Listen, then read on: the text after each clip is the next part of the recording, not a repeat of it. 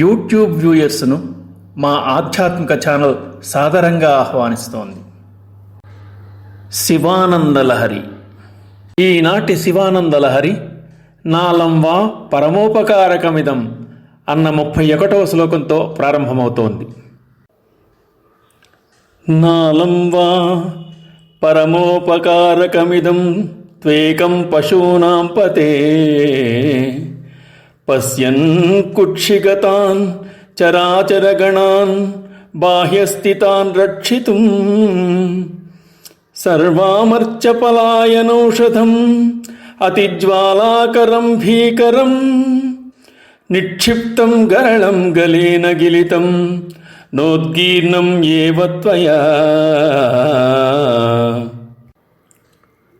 పశుపతి భూతనాథ, సర్వలోక భయంకరము తాపకారకము అయిన కాలకోట విషమును భయపడి పారిపోవచ్చున్న దేవతా సమూహములకు ఊరట కలగజేయ విధముగా కంఠమునందు ధరించిన నీవు ఆ గరళమును మృంగక గ్రక్కక కుక్షియందున్న జంగమస్థావరములకు బాహ్య ప్రపంచమునందున్న ఇతరులకు హాని కలుగకుండా కంఠమునందే నిలిపి రక్షించిదివి. నీ మహిమ నరయుటకు నీవు చేసిన ఈ మహోపకారమొక్కటి చాలదా మహాదేవా? పరమేశ్వరుని యొక్క అతిశయించిన శక్తి సామర్థ్యములను ఈ శ్లోకమందు వర్ణిస్తున్నారు శంకర భగవత్పాదులు. భగవంతుని పరిపరి విధాల శ్లాఘించడం, సంబోధించడం చేస్తుంటాం. ఆర్తత్రాణపరాయణుడని, జగద్రక్షకుడని, ఆపద్బంధువని, మహానుభావుడని పిలుచుకుంటాం. అయితే దేవతలలో ఈ లక్షణాలు కలవాడు, ఈ పేర్లకు తగినవాడు ఒక్క శివుడు మాత్రమే అంటున్నారు శంకర్లు. సహాయం అర్థిస్తే చేసేవాడు ఆపద్బాంధవుడు. సహాయం అవసరమని తెలిస్తే చాలు, పిలుపనేది అవసరం లేకుండా వచ్చి పక్కన నేనున్నాను అని నిలబడేవాడు మహానుభావుడు, ఆత్మీయుడు. అమృతాన్ని ఆశించి దేవతలు దానవులు కలిసి క్షీరసాగర మథనాన్ని మొదలుపెట్టారు. సముద్రము నుండి వెలువడే అమృతాన్ని అందుకునేందుకు ఎవరి ప్రయత్నాల్లో వాళ్ళున్నారు. అయితే తలిచింది వేరు, జరిగింది వేరు. అమృతం కోసం సాగరాన్ని చిలికితే హాలాహలం ఉద్భవించింది. ఆ కాలకోట విషం ప్రపంచాన్నే కబళించేలా పొగలు చిమ్ముతూ వ్యాపించసాగింది. దేవతలు దానవులు ఆ హఠాత్పరిమాణానికి ఉలిక్కిపడ్డారు, ఉక్కిరిబిక్కిరయ్యారు. అమృత రూపంలో వెలువడే ఫలితాన్ని అనుభవిద్దామనుకున్నారే గాని ఇలా హాలాహలం పుట్టి తమనే హరించివేయగలదని ఊహించలేకపోయారు. ప్రయత్నం విరమించి పరుగులు తీశారు. తమ బ్రతుకులను కాపాడుకునే స్వార్థ ప్రయత్నాలు మొదలుపెట్టారు. ఆ సమయంలో రంగప్రవేశం చేశాడు నాగాభరణ భూషితుడు మహాదేవుడు పరమేశ్వరుడు. పరిస్థితిని గమనించాడు. హాలాహలం ప్రపంచాన్నే కబళించే విధంగా వ్యాపిస్తోంది. ఆ హాలాహలాన్ని తాను భక్షించి దేవదానవుల్నే కాదు విశ్వాన్నంతటినీ రక్షించాలని తలచిన విశ్వనాథుడు అమాంతం కాలకోటాన్ని పట్టి ఉండగా చుట్టి నోట్లో వేసుకున్నాడు. అయితే ఆయన తన కుర్చీలో బ్రహ్మాండాలను, వాటిలోని సకల చరాచర ప్రాణికోటిని ధరిస్తున్నాడు. మరి వాటి సంగతి ఏమిటి? కాలకోట విషాన్ని మృంగితే లోపలున్న ప్రాణికోటి ఆహుతైపోదా? అది గ్రహించి ఆ విషాన్ని మృంగకుండా వెలి గ్రక్కకుండా తన కంఠమంది నిలిపి ఉంచాడు నీలకంఠుడు. సాగరమథన సమయంలో కల్పవృక్షం, కామధేనువు, ఐరావతం మొదలైనవి ఎన్నో ఉద్భవించాయి. చివరకు లక్ష్మీదేవి కూడా. అలా ఉద్భవించిన వాటిని ఎవరికి వారు ముందుకు వచ్చి వారికి కావలసిన దాన్ని తీసుకున్నారు. హాలాహలం వెలువడినప్పుడు మాత్రం దానిని గ్రహించేవారెవ్వరు అని ఆలోచించసాగారు. అయితే ఇటువంటి దయాగుణం, సాహసం, తెగింపు, సమయస్ఫూర్తి, ఆర్తత్రాణ పరాయణత్వం, రక్షించే ఉపకార గుణం ఎవరికుంటాయి? ఒక్క పార్వతీపతి పరమేశ్వరునికి తప్పితే. ఈ ఒక్క విషయం చాలదా శివుడు అందరి దేవతల కన్నా అగ్రగణ్యుడని చెప్పడానికి అంటున్నారు శంకరాచార్యులు వారు. ఇప్పుడు జ్వాలోగ్ర సకలామరాతి భయద అన్న 32వ శ్లోకం. జ్వాలోగ్ర సకలామరాతి భయద క్షేల కథం వా త్వయా దృష్ట కిం చకరే ధృత కరతలే కిం పక్వజంబూఫలం జిహ్వాయాం నిహితశ్చ సిద్ధఘటికా వా కంఠదేశే భృతః కిం తే నీలమణిర్విభూషణం అయం శంభో మహాత్మన్ వద. మహాత్ముడవైనట్టి ఓ పరమేశ్వర, భయంకరమైన జ్వాలలతో కూడుకున్నది, సమస్త దేవతలకు మిక్కిలి భయమును గొలుపునిది అయినట్టి విషమును నీవెట్లు చూడగలిగితివి? హస్తమందు ఎట్లు ధరించితివి? అరచేతిలో పెట్టుకొనుటకు అది నేరేడు పండా, లేక నాలుగుపైన వేసుకునేందుకు అది సిద్ధగుటిక? పైగా కంఠమున ఉంచుకొంటివి. కంఠమునందు ధరించుటకు అది ఏమన్నా ఇంద్రనీలమణా? పరమశివునిచే పరిగ్రహింపబడిన కాలకోట విషమును 3 విధములుగా భావించి శంకరులు శివుని ప్రశ్నిస్తున్నారు. విషజ్వాలలతో చెలరేగుతూ అతి వేగముగా వ్యాపిస్తూ ముందుకు వస్తున్న కాలకోట విషమును చూచి దేవతలు దానవులు అందరూ హళ్లిపోయారు. ఆ విషము యొక్క తీవ్రత నుండి తప్పించుకున్నట్టుకై పరుగులు తీస్తున్నారు. అలా ఎవరికి వారు ప్రాణాలను అరచేతిలో పెట్టుకుని తమను తాము కాపాడుకునే ప్రయత్నంలో పరుగులు పెట్టడాన్ని చూసి ఆర్తత్రాణపరాయణుడైన సదాశివుడు ఆ కాలకోట విషయానికి ఎదురుగా నిలబడి తన చేతిని చాచాడు. కారు మేఘమోలే వ్యాపించిన కాలకోట విషమును తన చేతిలోకి తీసుకున్నాడు. అంతటి హాలాహలం క్రమేపీ చిన్నదై పండిన నేరేడు పండు వలె ఈశ్వరుని చేతిలో ఇమిడిపోయింది. వాస్తవానికి హాలాహలం చిన్నదైపోలేదు. మేఘం వలె విస్తరిస్తున్న విషజ్వాలలకు తగ్గట్టుగా శివుడు తన శరీర పరిమాణాన్ని పెంచాడు. ఆ హాలాహలం అంతటినీ సునాయాసంగా చేతిలోకి తీసుకున్నాడు.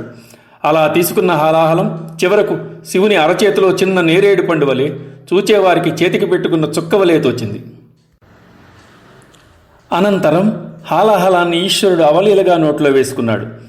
అయితే భయంకరమైన ఆ విషం ఉదరంలోకి దిగకూడదని తలచిన భవుడు దానిని మృంగకుండా కంఠం వద్ద నిలిపివేశాడు. మృంగేందుకు ఇది నేరేడు పండు కాదు, సిద్ధఘుటిగా కాదు. అయినా కంఠం వద్దనే నిలిచిపోయిన అంతటి కాలకోట విషము శివుని కానీ శివుని కంఠాన్ని కానీ ఏమీ చేయలేకపోయింది. అయితే తెల్లగా ఉండే శివుని కంఠం మాత్రం నీలంగా మారింది. ఇంద్రనీలమణిని ధరించిందా అన్నట్లు వెలుగులు విరజిమ్మింది. అక్కడే ఉన్న దేవతలు దానవులు అందరి కళ్ల ముందు ఒక అద్భుత దృశ్యం ఆవిష్కరింపబడింది. రక్తి కట్టిన ఆ సన్నివేశాన్ని సంభ్రమాశ్చర్యాలతో చూచిన వారు రెట్టించిన ఉత్సాహంతో నీలకంఠ, మృత్యుంజయ, సర్వేశ్వర, సదాశివ, శ్రీమన్ మహాదేవ అంటూ జయ జయధ్వానాలు చేశారు. ఆ విధంగా మహాదేవుడు ఆపద్రక్షకుడై నిలిచాడు. వెలుపల ఉన్న దేవతలు దానవులే కాదు, ఆయన ఉదరమునందు ధరించిన లోకములు, అందలి చరాచర జీవకోటి సర్వం రక్షించబడ్డాయి అంటూ పరవశించిపోయారు శంకరులు. ఇప్పుడు నాలం వా సకృదేవ భవతః అన్న 33వ శ్లోకం. నాలం వా సకృతేవ దేవ భవతః సేవానతిర్వానుతిః పూజా వా స్మరణం కథాశ్రవణమప్యాలోకనం మాదృశాం స్వామిన్ అస్థిర దేవతానుసరణాయాసేన కిం లభ్యతే కావా ముక్తిరితః కుతో భవతి చేత్కిం ప్రార్థనీయం తదా. సమస్త భూతములకు అధిపతివైన ఓ దేవా, నీకు కాయకమైన నమస్కారమో, వాచికమైన స్తోత్రమో, మానసిక స్మరణయో, సపర్యయో, శ్రవణానందమగు నీ చరిత్రను వినుటయో, కన్నులతో నీ యొక్క మూర్తిని గాంచుటయో, నీ భజన గావించుటయో, మొన్నగు సేవలు ఏ ఒక్కటి చేసినా అది నా మోక్షమునకు సంపూర్ణ సాధనమవుతున్నది. మోక్షం పొందుటకు ఇది ఒక్కటే ఉపాయం. ఇదిగాక వేరొక దానితో నాకు మోక్షం లేదు. అస్థిరులైన ఇతర దేవతలను ఆశ్రయించినందువల్ల ఏమి లభించగలదు? వారి నుండి కోరుకొందగనది కూడా ఏమున్నది కనుక అంటున్నారు శంకర భగవత్పాదులు. ఈ శ్లోకమందు ముక్తిని గైకొనుటకు తేలికైన ప్రక్రియను సూచిస్తున్నారు ఆచార్యుల వారు.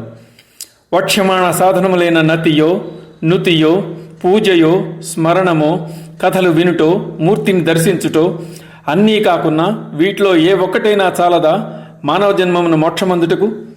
నీ సేవాభాగ్యము చేతనే ముక్తి కలుగుతుండగా ఏమాత్రమూ స్థిరత్వం లేని ఇతర అమరుల కడకు ఏల పోవలి ఈశ్వరా. యాంత్రికంగా చేసే పూజల వల్ల, జపాదుల వల్ల, నామస్మరణ వల్ల, సంకీర్తనల వల్ల ఏమీ ప్రయోజనం లేదు. చేసేదేదో హృదయపూర్వకంగా, నిష్ఠతో, ఏకాగ్రతతో ఒక్కసారి చేసినా చాలు అన్నదే ఈ శ్లోక భావన. చేసే పూజకు, పలికే మాటకు, ధ్యానించే మనసుకు శృతి కుదిరితే ఒక్కసారి చాలు, అది శివుడైనా మరో దేవుడైనా. త్రికరణాలు ఒక్క తాటిపై ఉండనప్పుడు సంవత్సరాల తరబడి చేసిన అట్టి పూజకు ఫలితం దక్కదు అంటున్నారు శంకరులు. శంకరాచార్యుల వారు అందరు దేవుళ్లను స్తుతించారు. అందరిలోనూ ఆదిదేవుని దర్శించారు. అందరి మీద స్తోత్రాలు వ్రాశారు. శివకేశవులైనా పరాశక్తి అయినా వారి మధ్య భేదాన్ని ఎప్పుడూ చూడలేదు. సాలగ్రామాల్లో, విగ్రహాలలో, దేవతా పటాలలో, నదీనద తరంగాల్లో అంతటా నిండి ఉన్న పరబ్రహ్మను దర్శించారు. సర్వాంతర్యాన్ని స్తుతించి తరించారు. వాస్తవానికి శంకరులు కీర్తించినట్లుగా అంతమంది దేవతలను ఎవ్వరూ స్తుతించలేదు అన్నది జగమెరిగిన సత్యం, పునఃసత్యం. ఇది ఆయన యొక్క అద్వైత దృష్టికి అంతర్యామిని దర్శించారని చెప్పడానికి నిదర్శనం. శివస్మరణ గాని, విష్ణు పూజ గాని, లలితారాధన గాని చేసేటప్పుడు ఇది గొప్ప అని ఆయన ఎన్నడూ చెప్పలేదు. పరస్పర విద్వేషాలకు తావివ్వలేదు.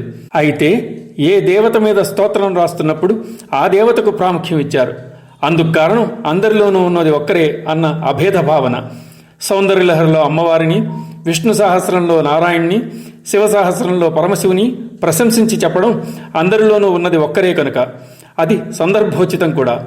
అది ఇతర దేవతలను కించపరచడం ఈషన్మాత్రమైనా కాదు.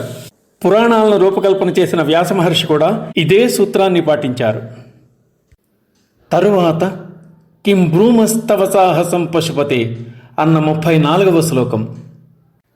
కిం బ్రూమస్తవ సాహసం పశుపతే కస్యాస్తి శంభో భవద్ధైర్యం చేదృశం ఆత్మనః స్థితిరియం చాన్యై కథం లభ్యతే భ్రశ్చిద్దేవగణం త్రసన్మునిగణం నశ్చిత్ ప్రపంచం లయం పశ్యన్ నిర్భయ ఏక ఏవ విహరత్యానంద సాంద్రో భవాన్. భూతనాథ శంకర, నీ సాహసమును ఏమని చెప్పుదును? ఇటువంటి నీ ధైర్యం ఎవరికి కలదు? ఇట్టి నీ స్థితి అన్యులకు ఎవరికుండును?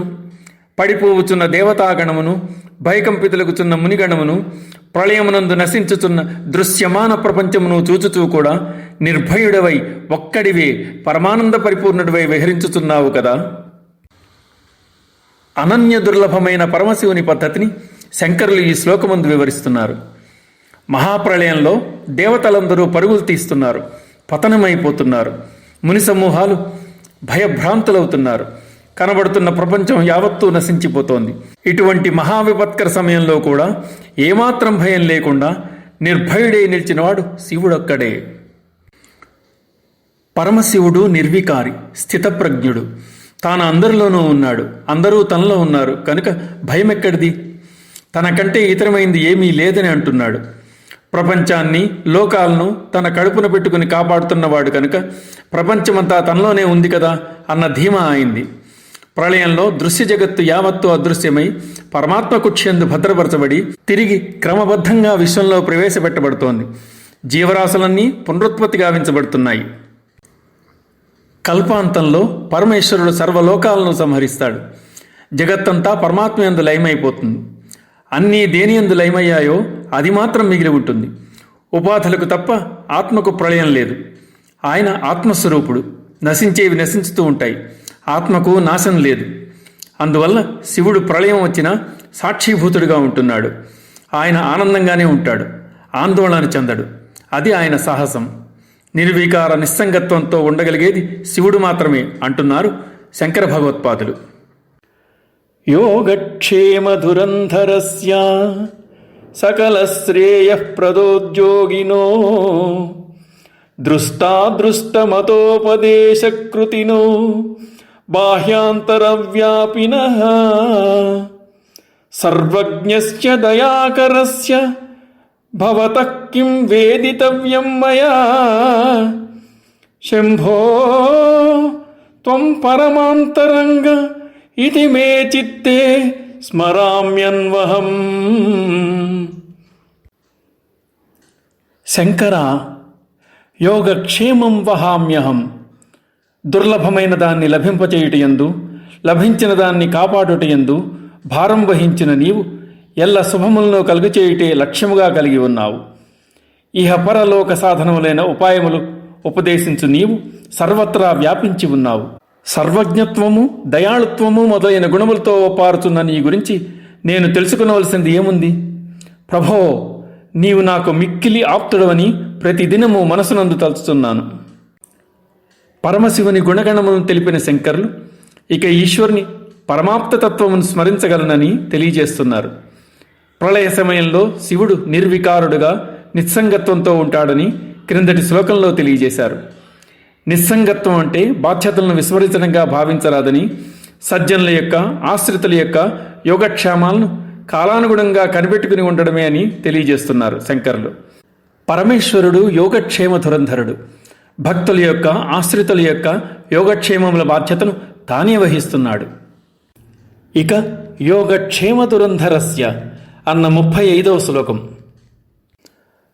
అనన్యాశ్చింతయంతో మాం ఏ జనా పర్యుపాసతే తేషాం నిత్యాభియుక్తానాం యోగక్షేమం వహామ్యహం.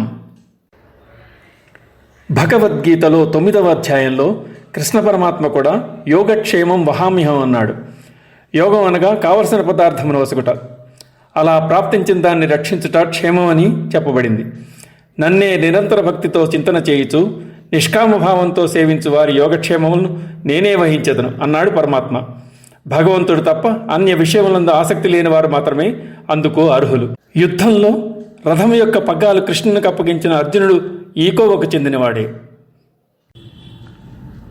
ఓసారి రాజుగారి ఆస్థానానికి ఓ విద్వాంసుడు వచ్చాడు. భగవద్గీతలో ఏ శ్లోకానికైనా వ్యాఖ్యానం ఇయ్యగలనన్నాడు. అప్పుడు రాజుగారు యోగక్షేమం వహామ్యహం అన్న శ్లోకానికి అర్థం చెప్పమన్నాడు. ఆ వచ్చిన పండితుడు ఏకధాటిన గంటసేపు ఆ శ్లోకం మీద ఉపన్యసించాడు. రాజుగారు పండితునితో, బాగా చెప్పారు, కానీ ఇది సరిపోదు, భగవద్గీత మళ్ళీ అధ్యయనం చేసిరండి అన్నాడు. ఆ పండితుడు 2 వారాల తర్వాత వచ్చాడు. మళ్ళీ అదే శ్లోకం మీద వివరణ కోరాడు రాజు. పండితుడు తన వ్యాఖ్యానం ముగించగానే రాజు కొద్దిసేపు మౌనంగా ఉండి పండితునితో, మీరు వ్యాఖ్యానం చెప్పేటప్పుడు ఏమి ఆలోచిస్తున్నారు అని అడిగాడు. అప్పుడు ఆ విద్వాంసుడు ఒకంత విస్మయం చెందినా తడుముకోకుండా, మీరిచ్చే పారితోషికం ఏమై ఉండొచ్చు అని ఆలోచిస్తున్నాను అని బదులిచ్చాడు. రాజు అతని నిజాయితీకి మెచ్చుకుని, మీ సామర్థ్యాన్ని నేను శంకించట్లేదు, కానీ కృష్ణ పరమాత్మ చెప్పింది ఏమిటి?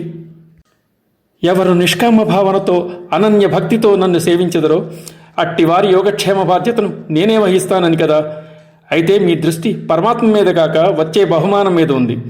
మీ వంటి విద్వాంసుడు ఫలితాన్ని ఆశించకుండా ఉండవలసింది అని బదులిచ్చి పండితుడిని సత్కరించి పంపించి వేశాడు. ఆశ్రితుల యొక్క భక్తుల యొక్క యోగక్షేమ బాధ్యతను తనపై వేసుకున్న పరమేశ్వరుడు సకల శ్రేయస్సును కలుగజేస్తున్నాడు. ఐహిక ఆముష్మిక సాధనములైన ఉపాయములను ఉపదేశిస్తున్నాడు. సర్వవ్యాపకత్వం, సర్వజ్ఞత్వం, దయాళుత్వం మొదలైన విశిష్ట గుణములతో ఒప్పుతున్నాడు. ఇక నీ గురించి తెలుసుకోవలసిందేమున్నది? నీవే పరమ ఆప్తుడు అని తలుస్తున్నాను, అదే నాకు శ్రేయస్కరమగుగాక అంటున్నారు శంకరులు. నమఃశివాయ. యూట్యూబ్ వ్యూయర్స్ను మా ఆధ్యాత్మిక ఛానల్ సాదరంగా ఆహ్వానిస్తోంది. శివానందలహరి. ఈనాటి శివానందలహరి నాలం వా పరమోపకారకమిదం అన్న 31వ శ్లోకంతో ప్రారంభమవుతోంది.